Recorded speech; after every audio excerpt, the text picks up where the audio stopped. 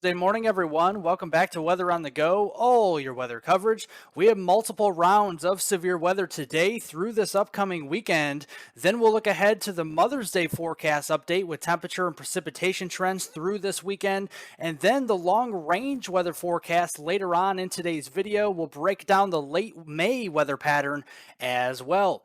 Walking out the door this morning, it is chilly across the northern United States and southeastern Canada. We're waking up to temperatures in the 30s, 40s, and low 50s up here to the north. But underneath that ridge, we still have the 70s down here across portions of southern Kansas, Oklahoma, and much of the southern and southeastern United States this morning. In fact, underneath that ridge, we are going to be seeing temperatures rising well into the 90s this afternoon. We're up to 91 there in southwestern Kansas, into the middle 90s from Amarillo down to Lubbock and Midland, Texas, and we're into the 90s as well across the Carolinas, southeastern Georgia, and Florida this afternoon. And this will fuel more strong thunderstorms. Getting into the peak daytime heating, we have instability values rising over 2,000 joules per kilogram, especially back here into Kansas, Oklahoma, and the Arklatex, but we do have some energy farther east into the Carolinas, at least some weak instability building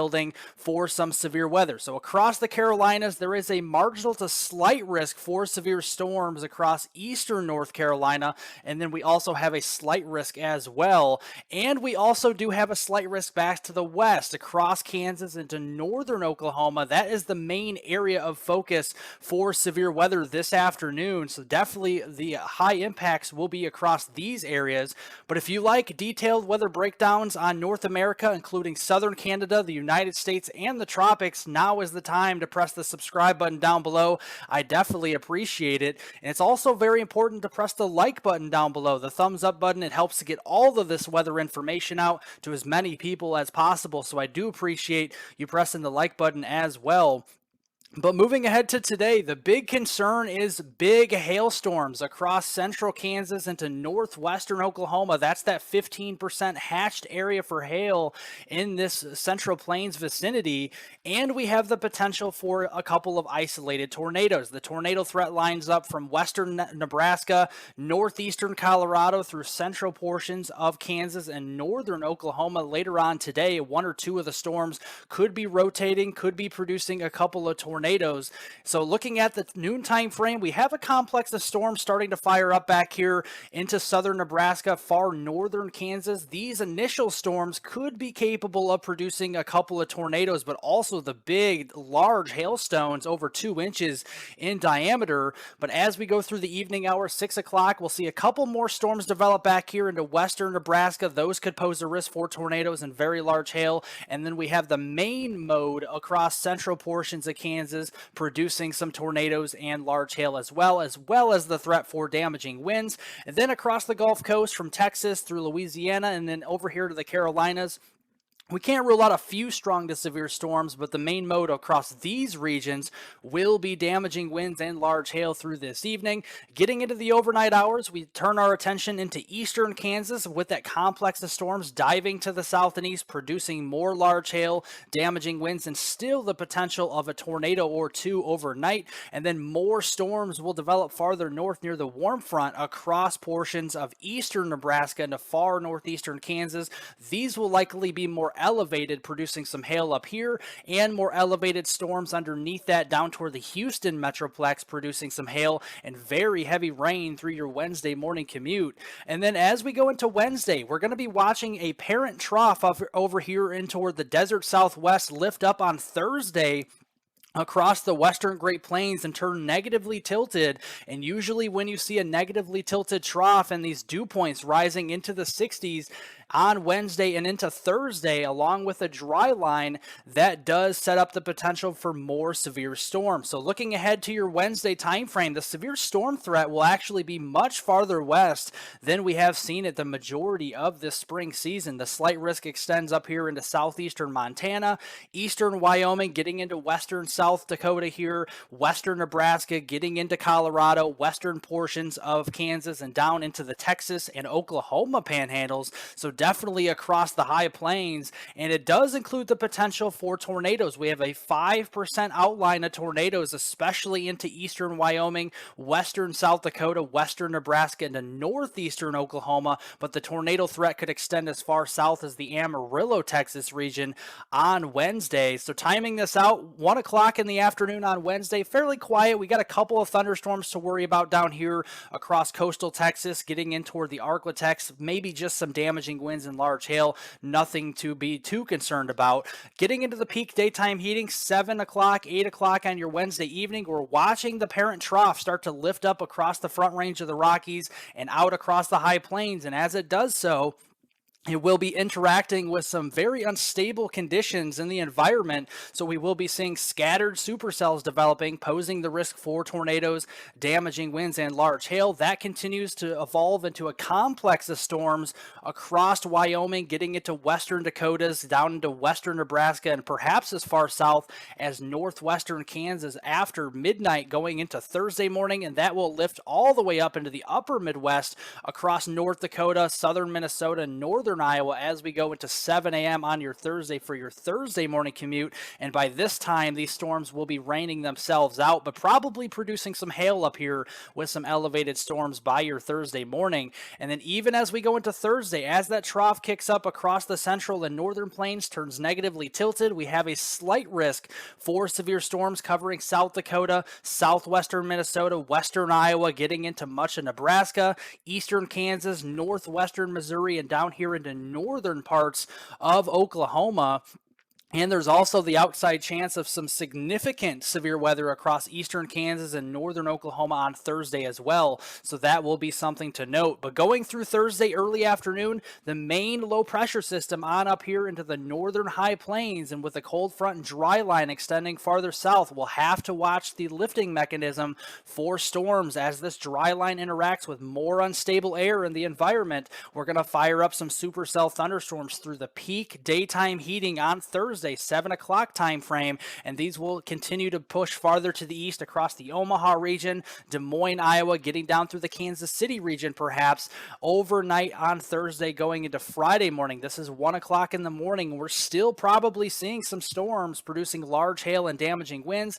Then they'll start to lose their luster as they outrun a lot of the instability farther east into portions of Wisconsin, eastern Iowa, and northwestern Illinois by the time we get into Friday morning at 7 a.m. But going through the end of the week, we will also see some heavy rainfall with these storms. So even if you don't see damaging winds, large hail, or tornadoes with any of these storms, it will likely be affecting us more so with the heavy rainfall. A lot more of us will be seeing heavy rain, and farther north as well, southeastern Montana into eastern Wyoming, looks like we could see 2 to 4 inches of rain, locally higher amounts possible with the main push of the storms up in these areas. The Dakotas could be seeing a couple of inches of rain from Rapid City up toward the Bismarck region and Fargo, and then also over here into the upper Midwest from the Twin Cities down toward Des Moines. We could be seeing an inch or two of rain going through the end of the week. The southern United States will be more hit and miss, a little bit more spotty down here, but we definitely could be seeing our fair share of areas of heavy rain across the Houston Metroplex on up toward Little Rock and even toward Alabama here. A couple areas can see 1 or 2 inches of rain, especially if you could see a couple rounds of storms through the end of the week. But as we go into this upcoming weekend on Mother's Day weekend, this is on Saturday, May 13th, and underneath the big sprawling out ridge across western Canada, we're going to be seeing some below normal temperatures starting to build up here behind the system across the western high plains on Saturday. And then on Sunday, the main trough will push down here farther to the south with a lot of unsettled weather on Mother's Day itself. And looking at the temperatures for your Mother's Day weekend, on Saturday, May 13th, the heat will be building across portions of the southeast on up there into the Missouri Valley. Temperatures in the middle 80s up here towards St. Louis, getting into the 90s down toward Atlanta, down toward Jacksonville, the Carolinas here, and back toward Jackson, Mississippi. A little bit cooler across the western Great Plains on Saturday, and that will be continuing into Sunday, Mother's Day itself. The heat will be building even stronger across the southeast. Places like Atlanta, getting down into Tallahassee, Orlando will be in the middle 90s as we go into Mother's Day itself. But with the rain-cooled air back across Texas Hill Country, early into western Great Plains here,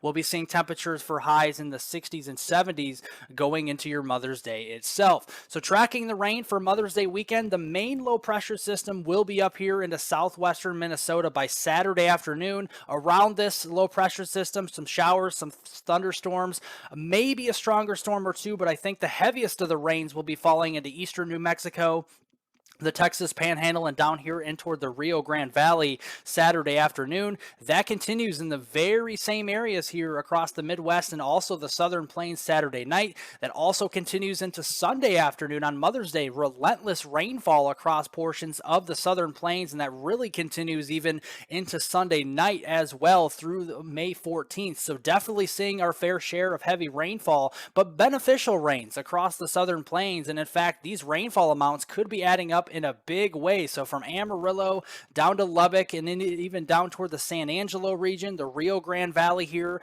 towards the border between Texas and Mexico, we could be seeing rainfall amounts over 6 inches in some of these areas. But we'll also have a northern side of this system as well, across the Dakotas, Minnesota, dropping down through Wisconsin and the Ohio Valley. Some of these areas could be seeing widespread 1 to 2 inches, maybe isolated 3-inch amounts of rain in a spot or two as we go through this upcoming Mother's Day weekend. And again, looking down here across Texas Hill Country, I would not be surprised to see some very heavy rain, some 6-7 inches amounts here down into the Rio Grande Valley. Just something to keep an eye on, and we have to keep an eye on the flash flooding threat, with a lot of this rain falling just over a 2-day span during that Saturday-Sunday time frame. A slight to moderate risk for flash flooding is across the Southern Plains from Oklahoma down through central and southern Texas, with the moderate risk getting closer towards south central Texas and the Rio Grande Valley on Saturday and into Sunday. But we also have a marginal risk for flash flooding up here into the upper Midwest, including northern Illinois, Wisconsin, northeastern Iowa, getting in toward the Twin Cities region, and the eastern Dakotas going through this upcoming weekend. But a pattern will be changing ever so slightly going into early next week. So after Mother's Day weekend, we're going to see a big spike in the ridge across the western Canada all the way up into Alaska. That will allow a warm up across the Pacific Northwest. But note this trough across the eastern portions of the Canadian provinces on Monday, May 15th.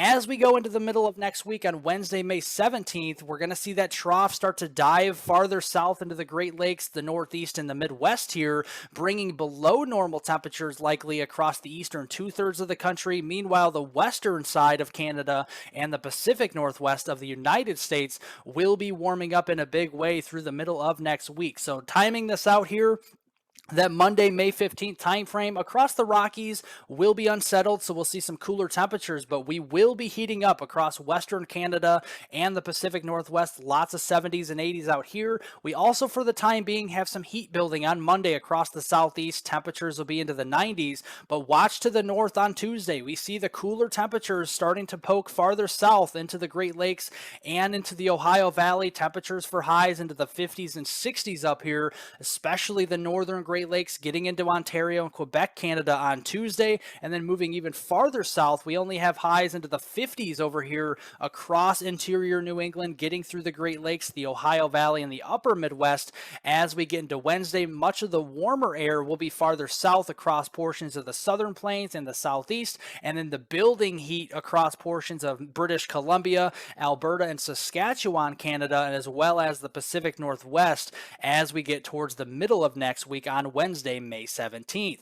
But then thereafter, getting toward that last week or so into May, the last few days of May, the pattern will flip yet again, so we look to see more warmth coming back after that cool down across the eastern 2/3 of the country. So at least it won't last too long. If you don't like the 50s across the Great Lakes, we will likely be warming up as we get toward the last week in May, and this could bring a little bit more trouble. So towards May 22nd, the dew points initially will be highest down here across the Southern Plains and the Southeast, with the Great Lakes and upper Midwest drying out with the moisture. But as we get in the last few days days of May into the last week in May or so, towards May 28th and towards the first day or so of June, we'll start to retreat a lot of this moisture farther to the north, and that could mean we could set up more northwesterly flow with a ridge building somewhere across the middle or eastern 2/3 of the country. And over top of that ridge, just the pattern we got out of could come back toward the last week in May. So I do think it's likely we could have a derecho type of pattern potentially setting up from May 22nd through May 31st up here across portions of the Dakotas, dropping down here through the upper Midwest and the Ohio Valley. So I think likely severe weather could come back in some shape or form towards that time frame, but it's also possible the severe weather could be quite fierce down here across portions of the Front Range of the Rockies and the central and southern plains and parts of Dixie Alley getting through the end of May. So things do look to pick up after a brief cool down and also a brief break from the severe weather getting in towards next week. We do get a severe weather coming back toward the end of May as we get toward that time frame. We will be tracking it right here on Weather on the Go. Well, if you want additional weather forecast updates as long as with this channel, hit the description down below and follow me on Twitter at hweather420. I definitely appreciate it. Otherwise, thank you for watching every single morning. Like always, make sure to like the video down below, give it a thumbs up, leave any comments, questions, and concerns below. I'll get to those later on today. Subscribe to the YouTube channel if you're new, and hit the notification bell to get all of my daily weather forecast updates on this channel. My summer forecast video will be out later this week or this upcoming weekend, so hang tight. That video is coming out. I'm doing a lot of hard work on it lately, but that will be out here in the next few days, so definitely be looking out for that. Otherwise, I'll see you all in the next video.